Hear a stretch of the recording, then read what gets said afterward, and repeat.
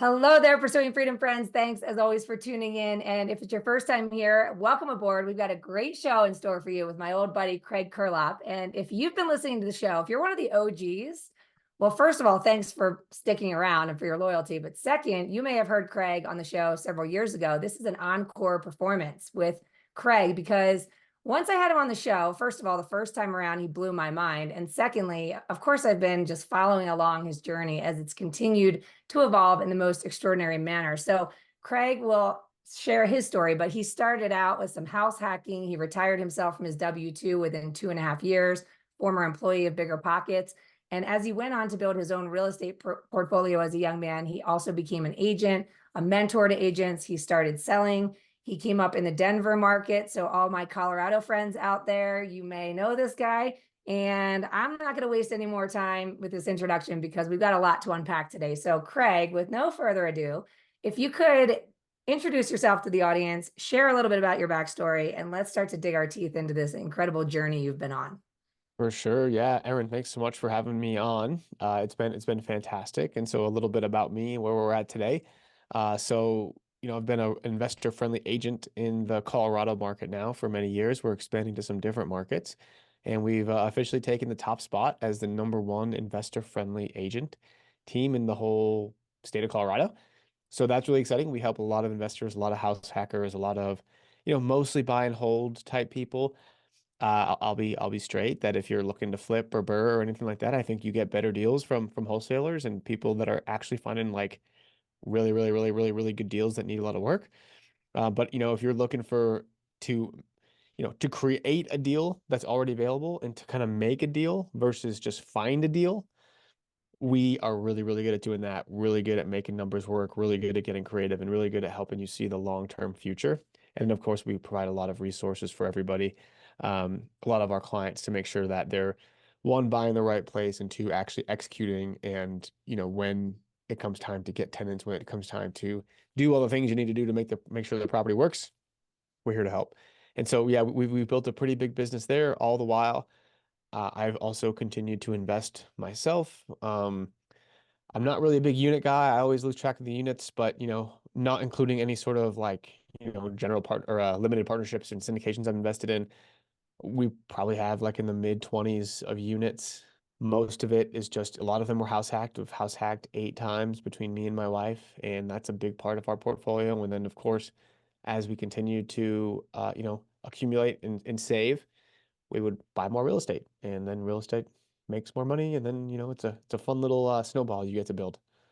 So, for anyone listening who maybe isn't familiar, let's unpack the term house hacking. And it looks like the name of your book as well, which we can talk about here. So, let's dig our teeth into this first and provide a little education for anybody listening. Yeah, so house hacking is essentially the idea that you're buying a property, a 1 to 4 unit property with a low percent down. That low percent is usually anywhere between 3 to 5% down. You have to live there for a year. That's part of the requirement and how you can get that low down payment. And you're renting out the other rooms or other units so that you're either subsidizing your mortgage or potentially paying it. Your tenants are paying it all together. And so you're essentially eliminating your largest expense. You're kind of dipping your toes into real estate, investing. You're able to achieve returns, tremendous returns, like triple digit returns because of the low down payment and then the appreciation of the properties. And talk to us about when did you start this journey of house hacking, and then how did you transition into selling real estate, building your team, and things like this? So I started my first house hack I purchased in 2017 while I was working at BiggerPockets, and I had purchased 3 house hacks while working at BiggerPockets. Now, for my third one is when I started to help. I got my real estate license and started to help other people. When I got hit my third property, I realized that I had enough passive income to at least sustain my expenses. And so, at the time I was young and I was single, so I was spending like 3,000, I was spending less than $3,000 a month, right? And so I was able to at least quit my job, take the risk of this real estate agent endeavor, and I mean it just exploded, right? And so in my first year, I did over 100 deals and made over 10 times what I was making at Bigger Pockets. And it was just kind of like a no-brainer, but I would never have been able to take that risk or been comfortable if I hadn't purchased real estate in the beginning. Talk us through how on earth did you survive doing 100 deals in a year? I mean, did you have a team in place? Did you have support? That is absolutely insane. I just was literally like, I've got a picture of me with like two laptops on my lap, my iPhone like balancing on my head. Like, I don't know, it's just kind of a funny picture, but it definitely embodied what I was doing during that year. It was 2020, so it was COVID, so there was literally nothing else to do except work. So that honestly kind of helped. And yeah, so I was just, pretty much Monday to Friday, I was just, trying to find more clients. I was on the phone, I was taking phone consultations, all that. Saturday and Sunday, I was literally doing showings from, 10 a.m. on Saturday till 6 p.m. on Sunday. And, just putting in offers and just it was like that was the system. And sometimes I would get like 400 contract in a weekend, 400 or 500 contracts in a weekend. I remember in August of 2020, I think I had like 9 days in a row, 9 business days in a row with a closing. And it was just like it was just nuts, right? And it was kind of the perfect storm because I had just written the book on house hacking, so I was kind of known in the space. There weren't that many investor-friendly realtors in Denver at the time. So I was kind of, there were maybe two others and, they were good, but, they didn't have the same type of reputation that I did. And they also didn't house hack also like I did. They just kind of self-proclaimed investor-friendly realtors. They were a little bit older than me too, and most house hackers are younger. So I felt like I was a little bit more relatable to those people. And so like just it was totally like a perfect storm. I definitely like right place, right time. But also I kind of recognized that and I was like, I need to just this is the inflection year for me. And so I went all out at it. How did you even find space to come up for air to start to build out a stronger foundation to grow and expand this organization? Because a lot of the people that I coach that are top producers, and we talk about job descriptions and hiring, and they're like, I just haven't even had a second to think about how to write a job description, or the thought of hiring somebody feels like a job in and of itself because you're gonna have to train that person. It's better if I just keep going and suck it up and keep going. So like, when was there a turning point where you realized, okay, this isn't exactly sustainable this way, and I need to start to create a foundation under me?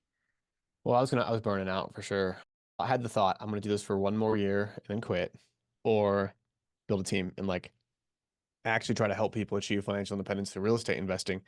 And that's what our team's mission is, right? Our team's mission is to reduce the US retirement age from 65 to 55 by helping people achieve financial independence through real estate investing. And so, I hired my first agent on board, actually my first two, and I didn't know what I was doing. I just did it, right? And one of them was a client of mine, and so he kind of knew what investing was. I kind of took him under my wing. I showed him the way, but he kept losing people. Like we'd get leads and they'd have conversations and the conversation wouldn't be great and they would go to the competition. And so I was like, you know what, screw it, I'm just going to do it myself. And so then I went back and I stopped giving him leads and I just started doing it all myself. And then I was back in the same position of like, oh my gosh. And so I realized the way ahead is teaching somebody to do it. And in that process, I am going to lose business. My conversion rate is going to go down.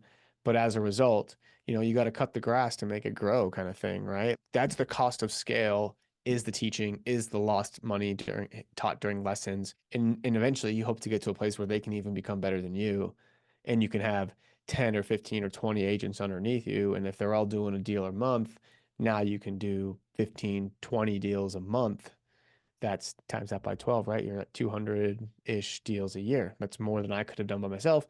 I was totally capped at 100. I mean, you hit the nail right on the head. I remember the first year I did about 80 transactions. I was working 24/7. I was pregnant. I had a toddler at home. And I remember saying to my husband, like, this is not what I signed up for. I mean, this is not freedom and flexibility by any means. I mean, the money's good, but I'm drowning. And later on, when I started enlisting the help of others. And I remember one time, getting some feedback, somebody dropped the ball. And I was like, well, have you ever dropped the ball? I mean, we're all dropping the ball if we're trying to survive at that level. In some capacity, balls are getting dropped. It's like we've got to hire people and then get out of their way and let them learn from their own mistakes the way we learned from ours too. So it's awesome that you've done that. And I mean, do agents, I assume because of like you said, just being well known and things like that, are agents just coming to you and finding you, or have you done any active recruiting in that building out of the right fit people on the bus? So when we were first starting, it was just agents coming to me for the most part, which I was fortunate with. Probably in the last year, we've been a little bit more outwardly focused and intentional about recruiting. And so now I'm realizing that honestly, my best use of time is not necessarily trying to find the next client, which I do still work with clients because I actually do enjoy that. But I realize that my highest and best use of time, if I'm going to be calling people for an hour, calling agents is a much better use of my time than calling potential buyers or sellers, just because it's a higher leverage point, right? Yeah, completely. Let's talk about how you got started in 2017. You start buying the deals, you retire from your W-2. Next thing you know, you do over 100 deals in year one. I mean, were you rookie of the year? You had to have been rookie of the year, right? I don't know. I mean, I don't know. I don't know if EXP did that. I mean, I hit the Icon Award, which is like their highest award. I could care less about Oh awards. no, Yeah. totally. I remember a buddy of mine getting rookie of the year when we were both coming up in the business, and it was 2011, and it was 36 deals in one year with I mean by Denver, rookie of the year with Denver. And Oh, it was like Denver Metro Association of Realtors giving awards. And so when I hear 100, I'm like, you tripled, you tripled my buddy's best, rookie of the year volume. So it's pretty yeah. awesome. So, okay, we're talking about it's 2020 now, we're now in 2024 as we're recording this. And obviously times have changed in the past couple years. And I'm just kind of curious how has your mindset and or your strategy either evolved, or have you maintained the same type of strategy in order to thrive in the current market versus the 2020 market, which was clearly, a unique market in and of itself? Yeah, I mean 2020 was easy. It felt, right? I mean, there was so many buyers. It was easy to get buyers, but it was a lot harder to go under contract. And everybody is like just waiting for these interest rates to drop. I don't know if I'm the only one that I'm like, I kind of don't want them to, right? Because my buyers now, at least the ones that are brave enough to come and do something, we're able to get just great deals like on the market. You know what I mean? I mean, the last probably three or four that I've put under contract, I've been able to negotiate 30 to $40,000 worth of things off of the whether it's the purchase price or concessions or repairs that not even we couldn't even think about doing before. You know what I mean? There were three other offers like waiting for us to back out. And so it was just like a really competitive time. But now I feel like we just totally are having our way. We can take our time. Like I like this environment actually more than 2020, even though maybe we were doing more deals back then. I know exactly what you mean. And I saw somebody posting the other day where they're talking about, seller paid this and seller concession for that. And you can actually do an inspection objection. What do you Hmm. know? Like, think about all the people that got into homes in 2020 in just desperation and didn't even have an inspection opportunity or an appraisal on the property. Like, it was insane. Yep, 100%. People were waiving inspections. I remember I had a couple listings back in 2020, 2021. There was one, I didn't even price it low. I priced it at market and I got like 17 offers. The best one was like $130,000 over asking, no inspection, no appraisal. I'm just like, what is this? Like, this can't go on forever, right? And so now it almost feels more stable and more right. It's actually still like, technically speaking, if you look at the history, it's still a seller's market. Like 6 months of inventory is technically a balanced market. And we were at like three, maybe a little over 3 months of inventory. And so we're still in a seller's market, even though it feels like a buyer's market because what craziness happened a few years ago. So now that you have a growing team, you're expanding, and you're now also the team leader, you're the mentor, the coach, et cetera. How are you helping agents grow their business in this current market because you understand the dichotomy from the past to the present? Yeah, so we actually partnered with a company called Place.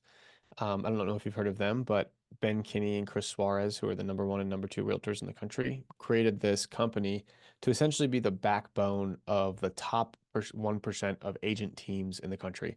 So we were already high performing, but now we wanted to take it to the next level. And so part of their process and part of our process now is that when an agent wants to join our team or partner with us, we put them through this thing called agent launch. And so what agent launches, it's this 90-day kind of like boot camp that they go through that shows all the best practices, how to exactly structure your day, who to call, what to say, essentially an exact playbook on how to actually do deals.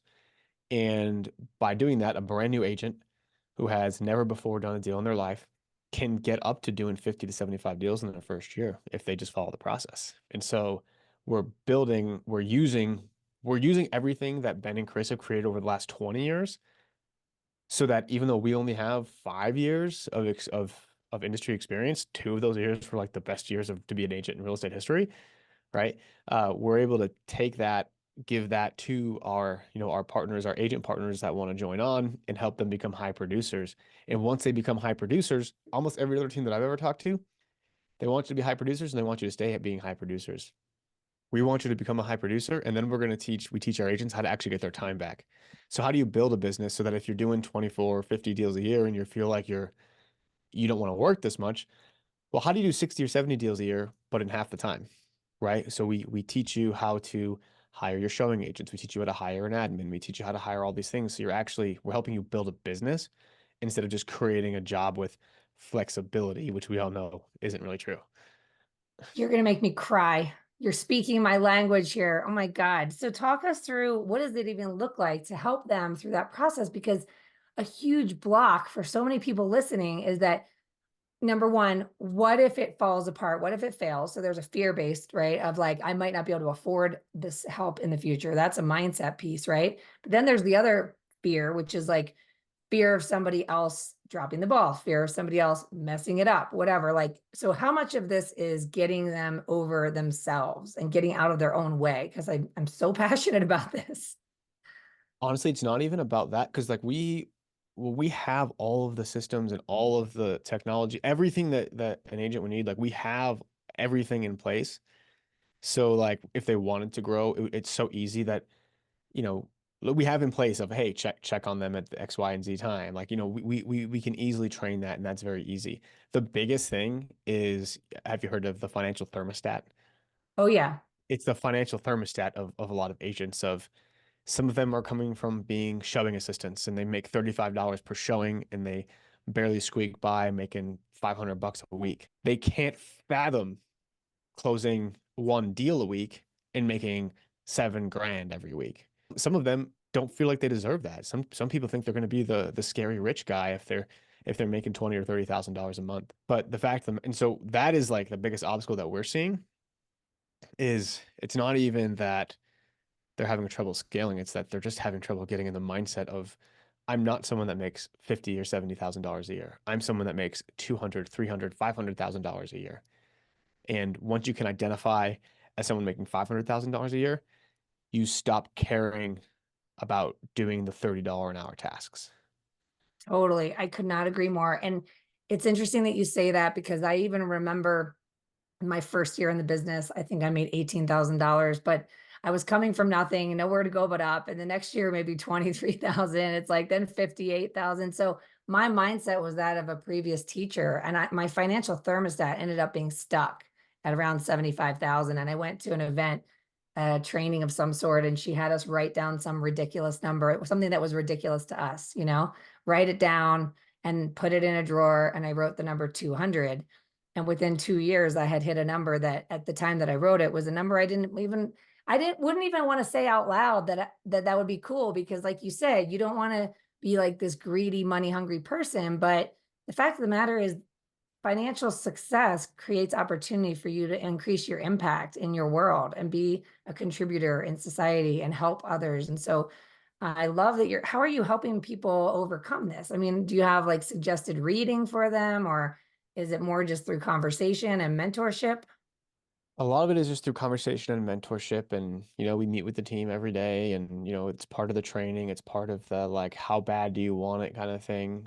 We always give book and podcast recommendations and many of the agents do read them and all that. And sure, it helps, right? But at the end of the day, you have to have, I call it the it. And I think you know what it is just by saying it. And most people, unfortunately, don't have the it. And when you find somebody with the it, you've got to pour into them. And so probably 10, 15% of our agents have it, and the rest don't. And so those are the ones I'm pouring into. If the other agents start showing promise that they're motivated, we will absolutely pour into them too. But we certainly try to focus our time on the ones that are clearly wanting to be bigger and badder. It's interesting because you talk about having it. For me, what comes up is this idea of a decision, right? Like not knowing how, not needing to know how, but deciding, yeah, I want that. I have no idea how I'm going to get there, but I've decided that I want to get there. Do you ever see people that are struggling with their mindset and then through the conversations and maybe just even being inspired by what they see with others around the office, they wake up one day and they're like, enough is enough. I'm going for it. And like, I'm in, or is it harder than that? It's harder than that. I mean, I'll be honest, like it's short-lived most times, right? Most times people get motivated for a week or two and then they start fizzling out again. I mean, it's all about that consistency. And so we really encourage just hit a number every week, right? Like for our team, we encourage 50 contacts, 50 new conversations every week. And so the way we set it is, hey, you need to be you need to be going on 2 appointments every week. If you don't go on 2 appointments, you need to have at least 50 conversations. If you don't have 50 conversations, you need to have at least 400 phone calls. And so it's results come first, right? Like I don't care what you do if you're doing 30 to 50 deals a year, right? We got a guy on our team who does that, and I don't care what he does. Now, if you're doing no deals a year and you're not setting any appointments and you're not making any contacts and you're not making any calls, I'm not going to spend my time on you. And so, that's kind of like the standard. But if you can just consistently set 2 appointments a week, that's 8 appointments a month. You think you can maybe close 25 to 50% of those appointments? If you can, that's 2 to 4 deals a month. That's 24 to 50 deals a year. That's life-changing business for most people. Yeah, no, I love it. And I also appreciate the simplicity of it. It's a Mhm. science. It's interesting. If someone's listening and like, do you have room on your team? If someone's like, okay, I have it and I'm doing all the things, but I'm not getting to 50 deals a year and I'm ready for 50 deals a year. Is there space on the team now? Yeah, 100%. We're always looking to add and grow and grow the team and it's a big family, right? And so when we partner with people that want to come on board, like 100%. So yeah, I'm always happy to, entertain people that want to join. And are you still geographically confined to the Denver metro area? Most of our team is in Denver. We also have a guy in San Diego. I'm in Idaho, and we're looking to expand. If we're going to expand to a new state, it's definitely like we've really got to like you because you're essentially going to be in charge of that state, and and we're going to be pouring into you if you're starting a new state. But for sure in Colorado. Awesome. Well, if folks want to get a hold of you, what's the best way to reach you? You can just reach me on Instagram. I'm the Fi Guy on Instagram. You can shoot me a DM. I check most of my messages unless you're trying to edit my videos or something silly. But if you're an actual person and want to chat, like I'm pretty open to having a conversation with anybody, especially if you want to join the team or you got questions on investing in real estate or in the Denver market. Well, it's really nice reconnecting with you, Craig. And also, it's just so cool to see how far you've come because when I met you the first time, I was already so impressed by your story. And now to see how it's unfolded in the subsequent years, even as we've navigated some choppy waters in the marketplace, and here you are just very calm and collected and clear-headed about the system that works. And at the end of the day, it's a system that runs a business and it's just people plugging into a system. So if someone's listening and they want to simplify success, I would highly encourage you to follow Craig on Instagram at the Fi Guy. It's FIGUY, and connect with him if you want to learn more or join his team or whatever. But always, always, always, everybody who's listening, when you feel inspired, take action. Don't just be an inspiration junkie listening to this on your walk or while you're driving the car, and then you don't change your thoughts or your behaviors or your beliefs and you don't get different results. Like, do something, put yourself in the room with somebody who reminds you of the future you want for yourself, and you'll see how quickly your own life can change. So thank you, Craig, so much for being on the show. I really appreciate it. Thanks so much for having me, Erin. Awesome. And to all my listeners, I love you and appreciate you. Thanks as always for tuning in. And if you're enjoying this, make sure to send Craig a message. Let him know if there was a takeaway. Send me a message on Instagram at Pursuing Freedom Official. I love hearing from you guys. I love your stories and your feedback. And if you're enjoying this content, make sure to leave a 5-star review because it helps us continue to attract these amazing guests and get this content found. So have an awesome day, and I'll see you next time.